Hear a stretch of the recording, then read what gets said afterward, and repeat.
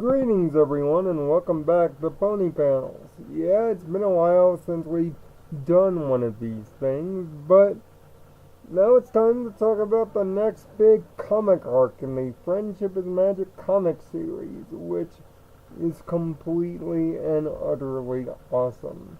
And this one fulfills a fan request of sorts.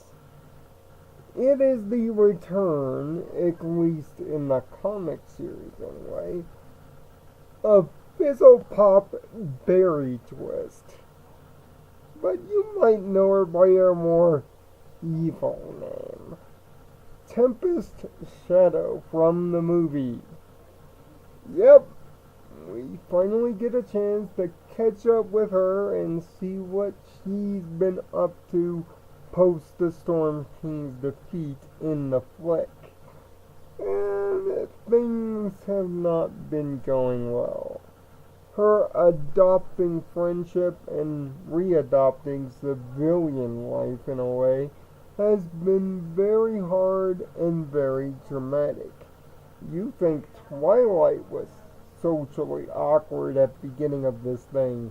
You haven't met awkwardness till you meet this one.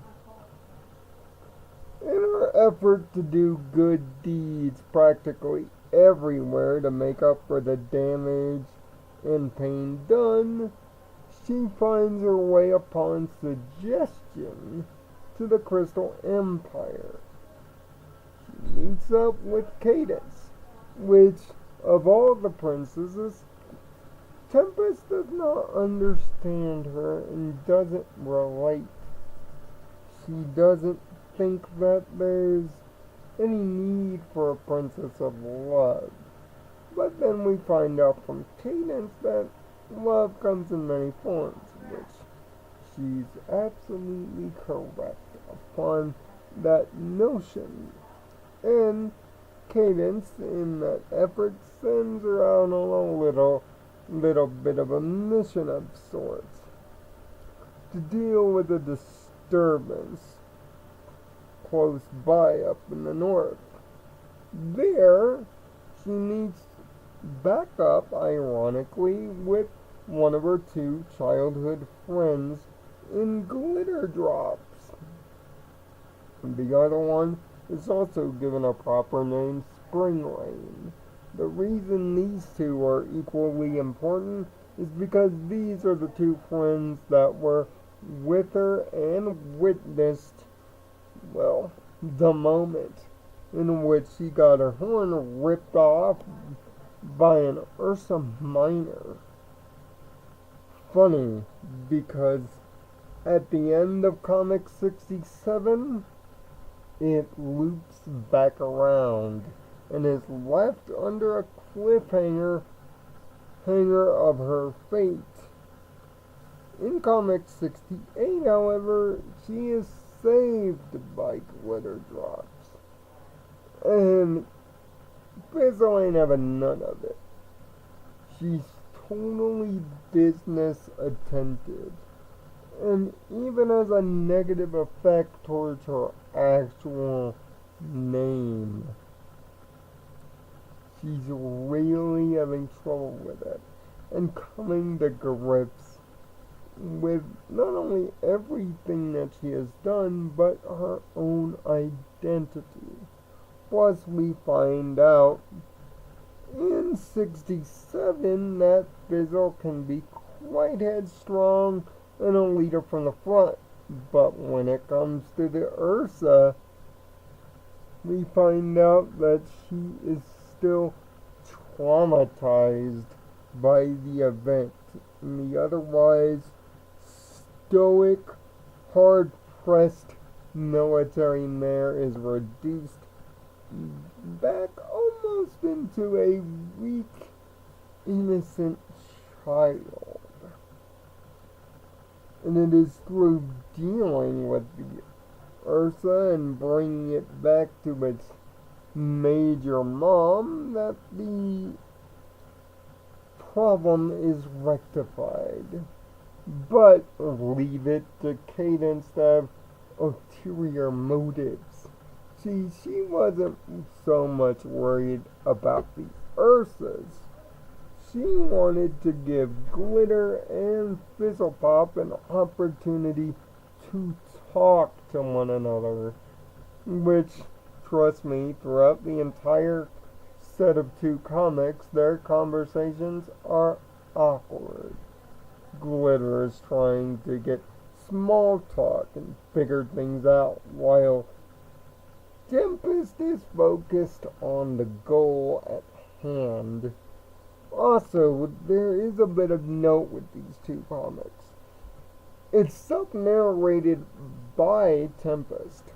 You get to find out what's in her head throughout the majority of these two comics to really get inside the mind and psyche of this little scene character.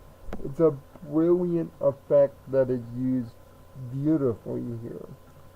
If only Emily Blunt's voice was used in actual animation, that's the only thing that could make this comic better. Although the art of the comic itself is quite the striking pose, with dark colors and almost a watercolor effect, especially with the Ursas looking absolutely fantastic. And plus, Cadence's look is not that bad in the comic either. With her colors, although muted from usual, but they are very striking. Plus, we get to find out even subtly about Cadence's personality and how she approaches things with a tender, understanding, and almost gleeful approach, especially upon Tempest wondering whether there should be a alicorn of aerial military maneuvers. Maybe we can think of something to that effect there, Fizzy. On all, this short 2 comic arc is a beautiful extension of Fizzlepop's character from the movie. Much needed, and it gets you thinking about anxiety and learning to deal with it and talking through with it. Having the courage not only to face your fears, but also face the moments and memories that may haunt you head on. Although Tempest is not healed in an instant here, at least she is starting to take first steps towards that healing. Even if Tempest can come off a little mean-spirited and unapproached here, this is a soldier thrown into an uncomfortable situation, forced to deal with her past straight away, something that she is not ready to deal with. So her attitude throughout this comic and her distant, antisocial nature fits perfectly with where the character is here. It can be a little bit grating to read, but once you understand the context and what it's going for, it's an absolutely perfect narrative choice. In fact, this whole 2 comic set is a perfect narrative choice. Now, I know it would be very difficult to get her back on the show proper, but if this is where Tempest is going to live, in the world of the comics, until otherwise pointed out, she'll have a nice happy home, and let's hope her development continues from there. That's why the return of Tempest Shadow Friendship is Magic Mainline Comics 67 and 68 get the perfect 6 out of 6 score. A must read, especially if you were ones that watched the movie and were curious on Tempest's development. And it might also get you thinking a little bit too. It sure did for me.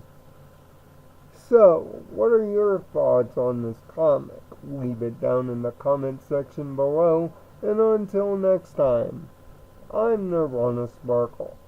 Find peace in your own Nirvana. Thanks for watching.